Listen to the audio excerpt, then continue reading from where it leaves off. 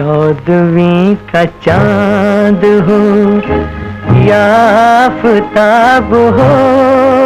प्रेमिका के हुस्न का बखान करना हो तो ये गाना सबसे पहले दिमाग में गूंजता है। जो भी हो तुम खुदा की कसम। और अगर मोहब्बत का इजहार करना हो तो इस गीत का कोई तोड़ नहीं है।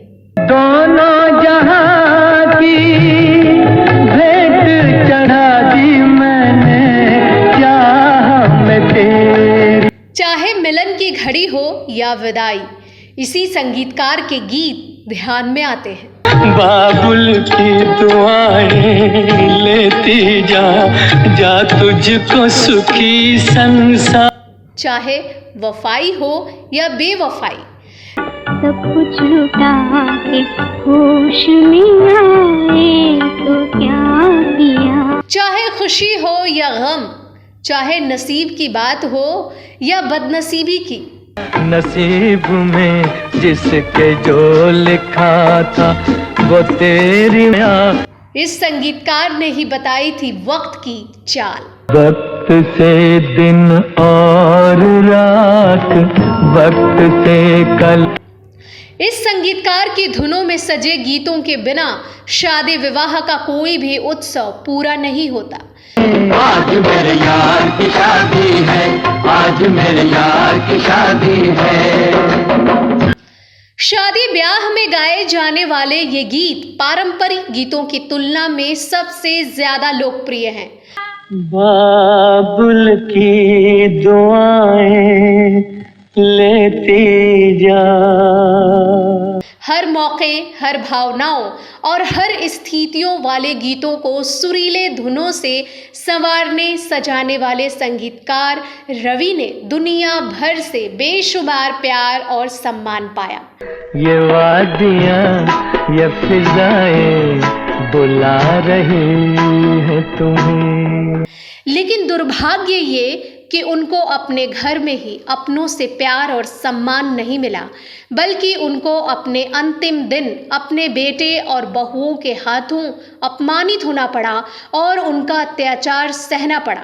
जी हाँ दोस्तों, चौंकिए मत, हम बात कर रहे हैं अनेक अमर गीतों को संगीत देने वाले मशहूर संगीतकार रवि की, जिनकी संगीत रचना और उनके संगीत के जादू से वाकिफ हैं आप सभी।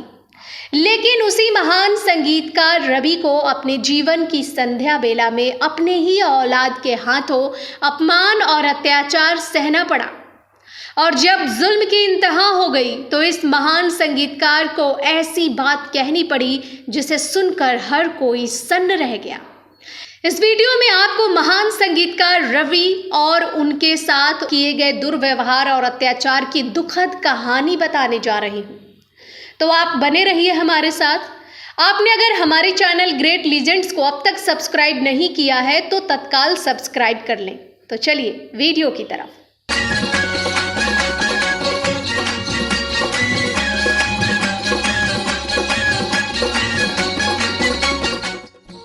नमस्कार दोस्तों, मैं आपकी दोस्त और होस्ट शशि प्रिया और आप देख रहे हैं फिल्मों, गीतों और फिल्मी हस्तियों पर आधारित अपना पसंदीदा चैनल ग्रेट लेजेंड्स। दोस्तों, हिंदी फिल्म संगीत में नौशाद, एस.डी. बर्मन, मदन मोहन, शंकर जयकिशन, लक्ष्मीकांत प्यारेलाल और आर.डी. बर्मन जैसे एक से बढ़कर एक संगीतकार हुए। लेकिन इन्हीं महान संगीतकारों में एक और संगीतकार थे रवि, जिनकी संगीत रचनाओं के बिना भारतीय फिल्म संगीत अधूरा है। यदि हिंदी फिल्मों के कुल 500 सुपरहिट गीतों को लिया जाए तो उनमें अकेले रवि के 100 से ज्यादा सुपरहिट गीत हैं और बाकी 400 सुपरहिट गीतों में 15 से ज्यादा संगीतकारों के नाम आते हैं।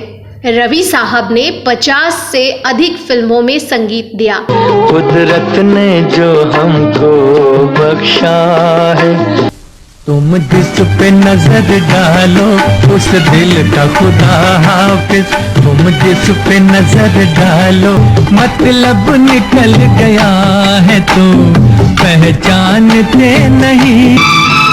सवार फना होंगे, ले ले डब्बा खाली बोतल ले ले मेरे यार।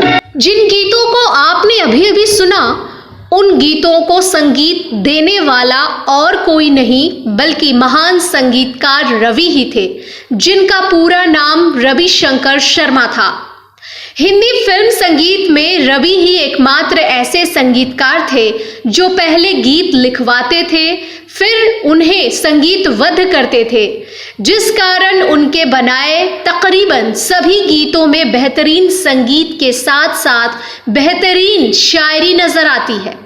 रवि के गीतों को सुनकर हर दुख और तकलीफ में आपको सुकून और शांति मिलती है। 14वीं का चांद हो या आफताब हो। लेकिन अपने गीतों के जरिए संगीत प्रेमियों को सुकून देने वाले संगीतकार अपने जीवन के अंतिम वर्षों में सुकून और शांति से नहीं रह सके, और इसके लिए कोई और नहीं बल्कि उनकी अपनी ही औलाद जिम्मेदार थी। मीडिया रिपोर्टों के अनुसार रवि साहब अपने बेटे और बहू के अत्याचारों से इस कदर तंग हो गए थे कि उन्होंने अपनी वसीयत में लिखा था कि मेरे बेटे और बहू ने शादी के बाद से मेरी किसी भी तरह से कोई मदद नहीं की। मैं चाहता हूं कि मेरे मरने के बाद बेटे और बहू का मेरी संपत्ति पर कोई हक ना हो।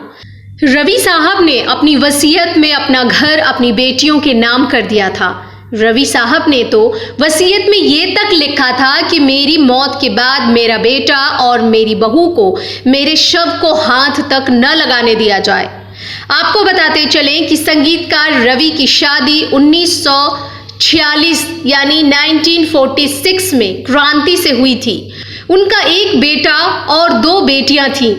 बेटे का नाम अजय शर्मा और बेटियों का नाम छाया और वीणा था। रवि साहब ने अपने जीवन भर की कमाई से मुंबई के सांता क्रूज बेस्ड में मीरा बाग कॉलोनी में 2 मंजिला बंगला बनवाया था, जहां वो पूरे परिवार के साथ रहते थे। उनकी पत्नी का निधन 1986 में हो गया था। रवि साहब पत्नी के निधन के बाद उसी बंगले में अपने बेटे और बेटियों के साथ रह रहे थे, लेकिन संगीतकार रवि के जीवन में मुसीबतों का दौर शुरू हुआ। उनके बेटे अजय शर्मा की शादी के बाद संगीतकार रवि ने एशियन एज को दिए एक इंटरव्यू में अपने दुख का बयान करते हुए बताया था कि वो और उनकी पत्नी बिल्कुल नहीं चाहते थे कि उनके बेटे की शादी किसी एक्ट्रेस से हो, लेकिन उनके बेटे ने माता पिता के विरोध में जाकर शादी की और उसके बाद से उनके बेटे और बहू ने उनकी संपत्ति पर कब्जा जमाना शुरू किया। अपनी पत्नी के कहने पर उनका ही बेटा उनके ही मकान से उन्हें बाहर निकालना चाहता था। आपको बता दें कि संगीतकार रवि के बेटे अजय शर्मा की शादी साल 2000 में हिंदी और मराठी फिल्मों और धारावाहिकों की अभिनेत्री वर्षा उसगांवकर से हुई। वर्षा उसगांवकर के पिता AKS उसगांवकर गोवा विधानसभा के डिप्टी स्पीकर थे। वर्षा उसगांवकर ने कई हिंदी और मराठी फिल्मों में काम किया। 1990 में दूरदर्शन के टीवी शो रानी लक्ष्मीबाई में लीड रोल किया था।